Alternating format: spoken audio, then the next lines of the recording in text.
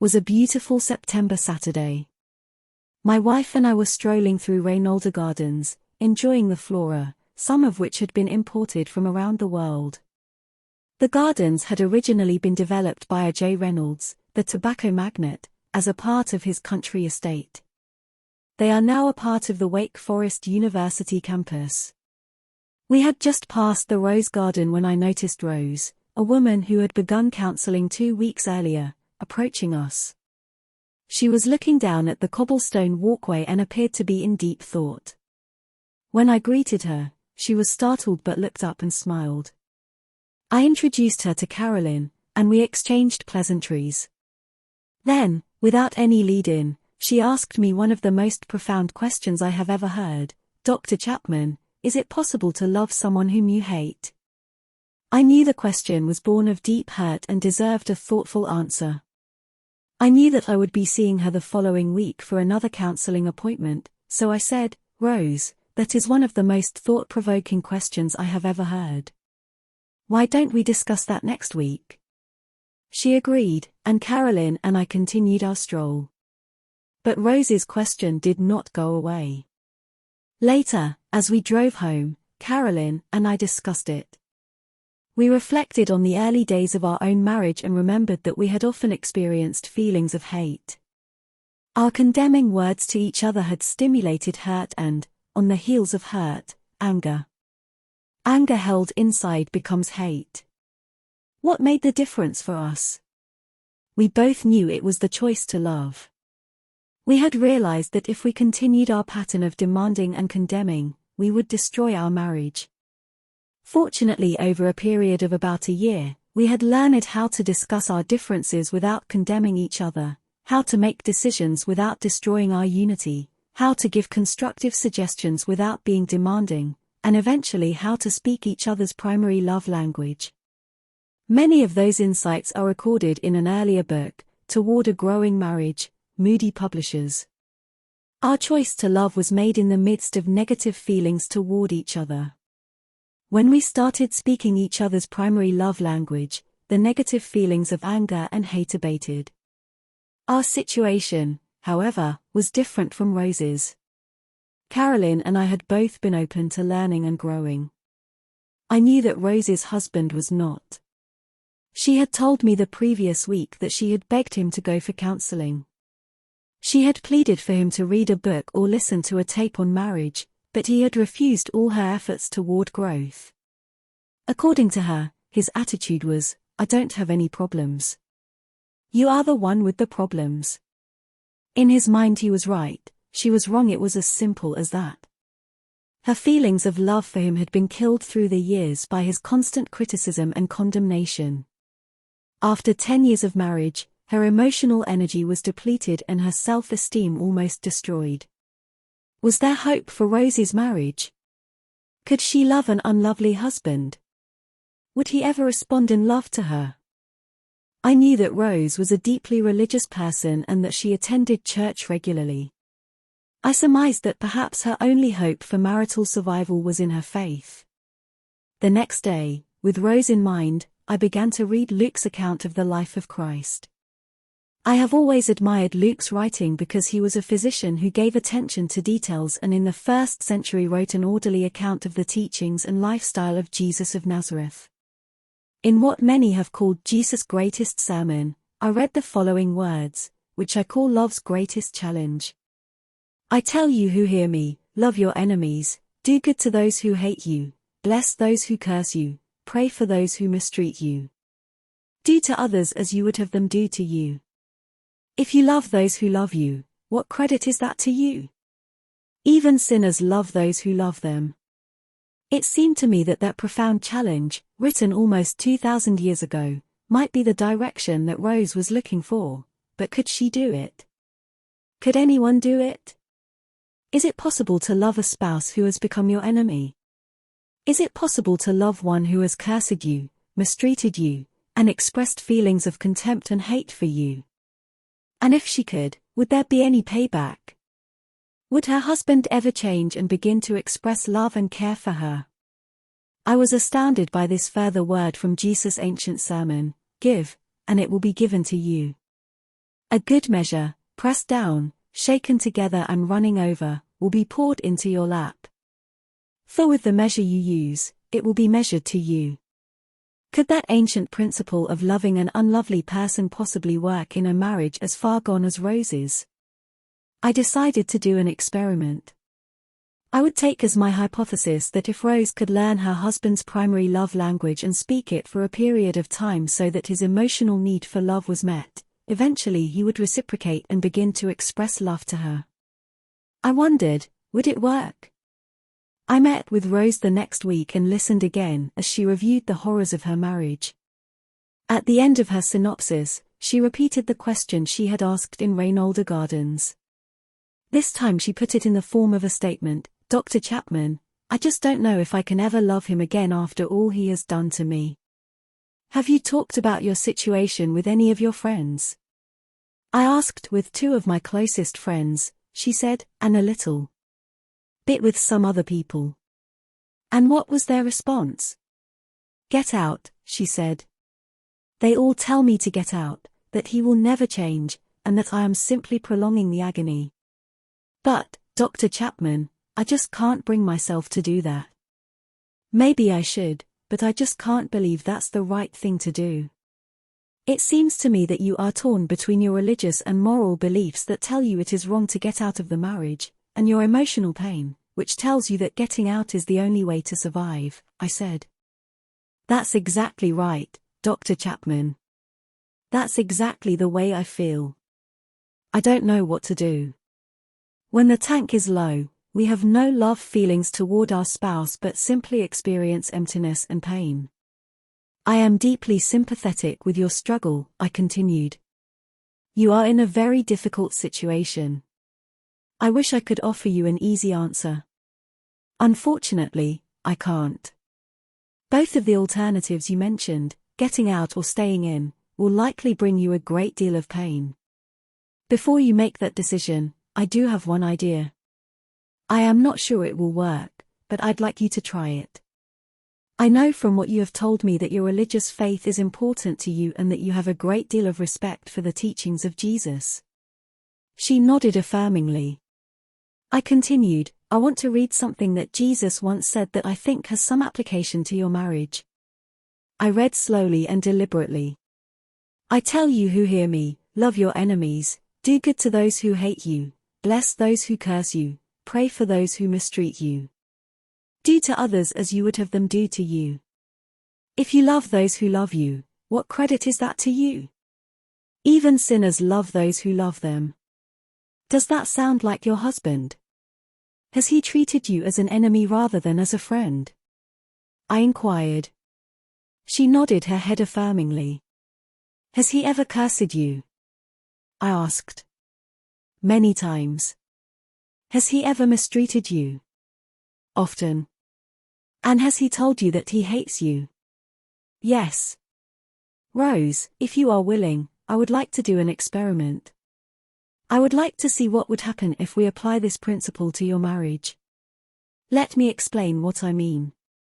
I went on to explain to Rose the concept of the emotional tank and the fact that when the tank is low, as hers was, we have no love feelings toward our spouse but simply experience emptiness and pain. Since love is such a deep emotional need, the lack of it is perhaps our deepest emotional pain. I told her that if we could learn to speak each other's primary love language, that emotional need could be met and positive feelings could be engendered again. "Does that make sense to you?" I inquired. "Dr. Chapman, you have just described my life. I have never seen it so clearly before. We were in love before we got married, but not long after our marriage we came down off the high and we never learned to speak each other's love language. My tank has been empty for years, and I am sure his has also. Dr. Chapman, if I had understood this concept earlier, maybe none of this would have happened." "We can't go back, Rose," I said. "All we can do is try to make the future different. I would like to propose a 6-month experiment." "I'll try anything," Rose said. I liked her positive spirit, but I wasn't sure whether she understood how difficult the experiment would be. "Let's begin by stating our objective," I said. If in 6 months you could have your fondest wish, what would it be? Rose sat in silence for some time. Then thoughtfully she said, I would like to see Glenn loving me again and expressing it by spending time with me. I would like to see us doing things together, going places together. I would like to feel that he is interested in my world. I would like to see us talking when we go out to eat. I'd like him to listen to me. I'd like to feel that he values my ideas. I would like to see us taking trips together and having fun again. I would like to know that he values our marriage more than anything. Rose paused and then continued. On my part, I would like to have warm, positive feelings toward him again. I would like to gain respect for him again. I would like to be proud of him. Right now, I don't have those feelings. I was writing as Rose was speaking. When she finished, I read aloud what she had said. That sounds like a pretty lofty objective, I said, but is that really what you want, Rose? Right now, that sounds like an impossible objective, Dr. Chapman, Rose replied, but more than anything, that's what I would like to see. Then let's agree, I said, that this will be our objective. In 6 months, we want to see you and Glenn having this kind of love relationship. Now, let me suggest a hypothesis. The purpose of our experiment will be to prove whether or not the hypothesis is true. Let's hypothesize that if you could speak Glenn's primary love language consistently for a 6-month period, that somewhere along the line his emotional need for love would begin to be met, and as his emotional tank filled, he would begin to reciprocate love to you. That hypothesis is built upon the idea that the emotional need for love is our deepest emotional need, and when that need is being met, we tend to respond positively to the person who is meeting it. I continued, you understand that hypothesis places all the initiative in your hands. Glenn is not trying to work on this marriage. You are.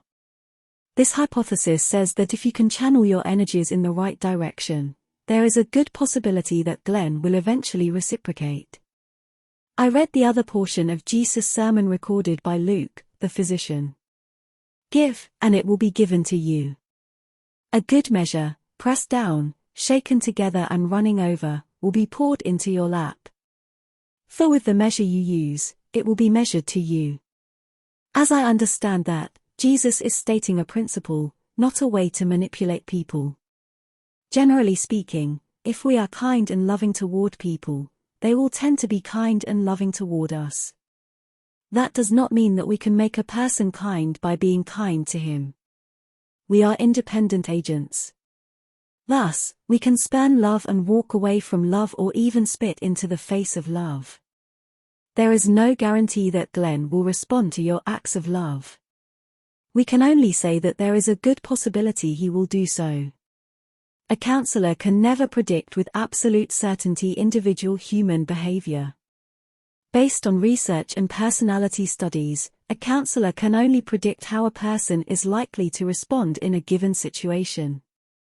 After we agreed on the hypothesis, I said to Rose, now let's discuss your and Glenn's primary love languages. I'm assuming from what you have told me already that quality time may be your primary love language. What do you think? I think so, Dr. Chapman. In the early days when we spent time together and Glenn listened to me, we spent long hours talking together, doing things together. I really felt loved. More than anything, I wish that part of our marriage could return.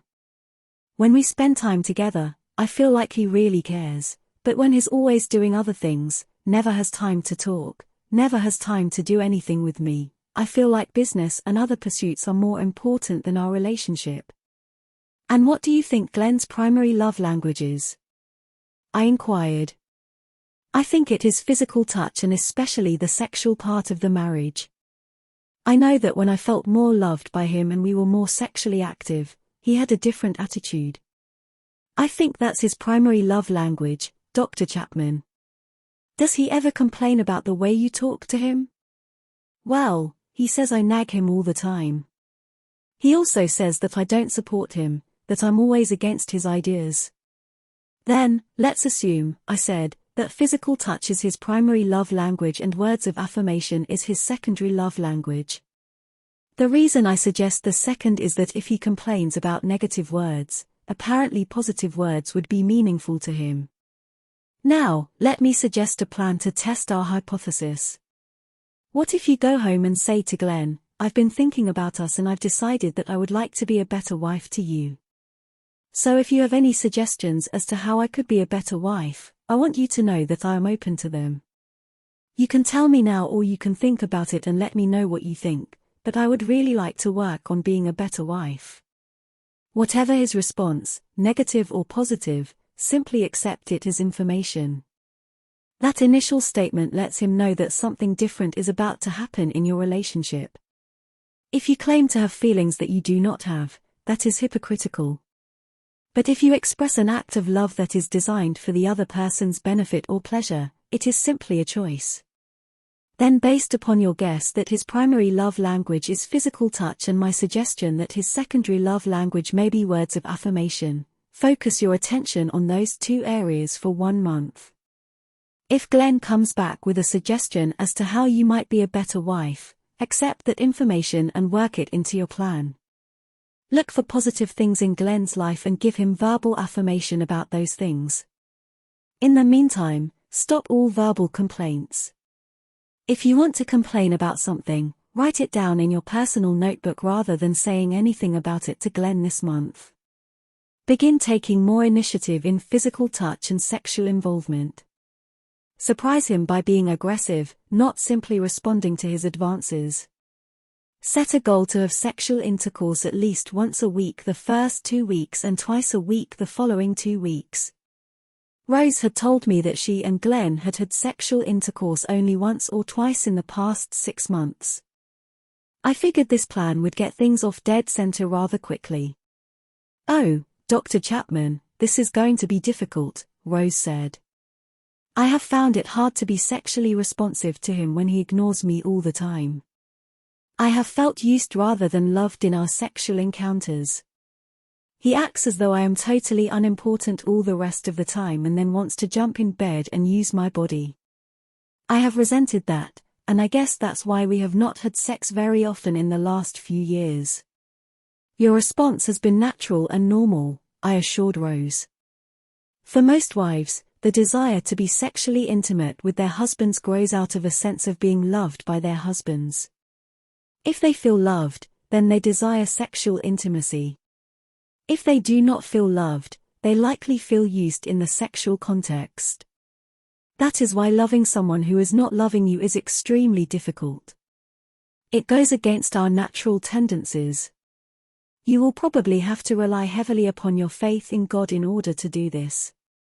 Perhaps it will help if you read again Jesus' sermon on loving your enemies, loving those who hate you, loving those who use you. And then ask God to help you practice the teachings of Jesus." I could tell that Rose was following what I was saying. Her head was nodding ever so slightly. Her eyes told me she had lots of questions. "But, Dr. Chapman, isn't it being hypocritical to express love sexually when you have such negative feelings toward the person? Perhaps it would be helpful for us to distinguish between love as a feeling and love as an action," I said. "If you claim to have feelings that you do not have, that is hypocritical and such false communication is not the way to build intimate relationships. But if you express an act of love that is designed for the other person's benefit or pleasure, it is simply a choice. You are not claiming that the action grows out of a deep emotional bonding. You are simply choosing to do something for his benefit. I think that must be what Jesus meant. Certainly we do not have warm feelings for people who hate us. That would be abnormal, but we can do loving acts for them. That is simply a choice. We hope that such loving acts will have a positive effect upon their attitudes and behavior and treatment, but at least we have chosen to do something positive for them." My answer seemed to satisfy Rose, at least for the moment. I had the feeling that we would discuss that again. I also had the feeling that if the experiment was going to get off the ground, it would be because of Rose's deep faith in God. After the first month, I said, "I want you to ask Glenn for feedback on how you are doing. Using your own words, ask him, Glenn, you remember a few weeks ago when I told you I was going to try to be a better wife? I want to ask how you think I am doing. Whatever Glenn says, accept it as information. He may be sarcastic, he may be flippant or hostile, or he may be positive.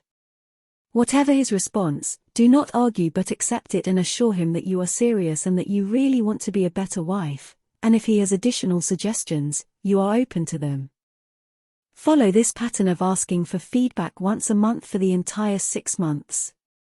Whenever Glenn gives you the first positive feedback, whenever he says, you know, I have to admit that when you first told me that you were going to try to be better, I pretty much laughed it off, but I'll have to acknowledge that things are different around here, you will know that your efforts are getting through to him emotionally. He may give you positive feedback after the first month, or it may be after the second or third. 1 week after you receive the first positive feedback, I want you to make a request of Glenn, something that you would like him to do, something in keeping with your primary love language. For example, you may say to him one evening, Glenn, do you know something I would like to do? Do you remember how we used to play Scrabble together? I'd like to play Scrabble with you on Thursday night. The kids are going to be staying at Mary's. Do you think that would be possible? Make the request something specific, not general. Don't say, you know, I wish we would spend more time together. That's too vague. How will you know when he's done it? But if you make your request specific, he will know exactly what you want and you will know that, when he does it, he is choosing to do something for your benefit. Make a specific request of him each month. If he does it, fine. If he doesn't do it, fine. But when he does it, you will know that he is responding to your needs. In the process, you are teaching him your primary love language because the requests you make are in keeping with your love language. If he chooses to begin loving you in your primary language, your positive emotions toward him will begin to resurface. Your emotional tank will begin to fill up and in time the marriage will, in fact, be reborn. Perhaps you need a miracle in your own marriage. Why not try Rosie's experiment? Dr. Chapman, I would do anything if that could happen, Rose said. Well, I responded, it will take a lot of hard work, but I believe it's worth a try. I'm personally interested to see if this experiment works and if our hypothesis is true. I would like to meet with you regularly throughout this process, perhaps every 2 weeks, and I would like you to keep records on the positive words of affirmation that you give Glenn each week. Also, I would like you to bring me your list of complaints that you have written in your notebook without stating them to Glenn. Perhaps from the felt complaints, I can help you build specific requests for Glenn that will help meet some of those frustrations. Eventually, I want you to learn how to share your frustrations and irritations in a constructive way, and I want you and Glenn to learn how to work through those irritations and conflicts. But during this 6-month experiment, I want you to write them down without telling Glenn. Rose left, and I believed that she had the answer to her question, is it possible to love someone whom you hate? In the next 6 months, Rose saw a tremendous change in Glenn's attitude and treatment of her. The first month, he was flippant and treated the whole thing lightly. But after the second month, he gave her positive feedback about her efforts.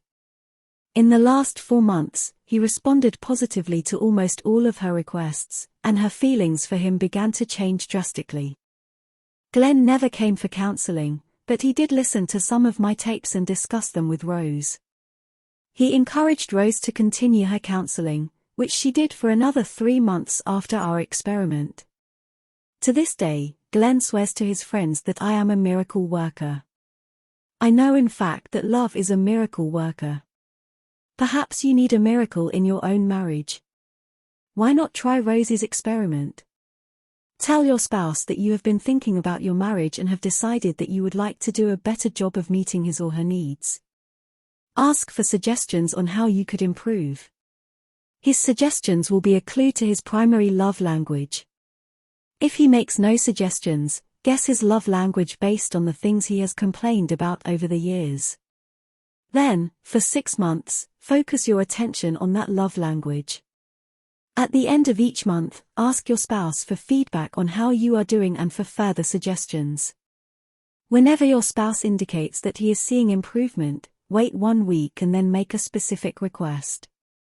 The request should be something you really want him to do for you. If he chooses to do it, you will know that he is responding to your needs. If he does not honor your request, continue to love him. Maybe next month he will respond positively.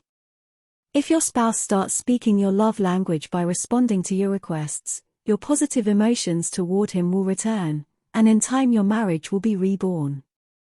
I cannot guarantee the results, but scores of people whom I have counseled have experienced the miracle of love. Notes. 1. Luke 6:27 and 28, 31 and 32. 2. Luke 6:38.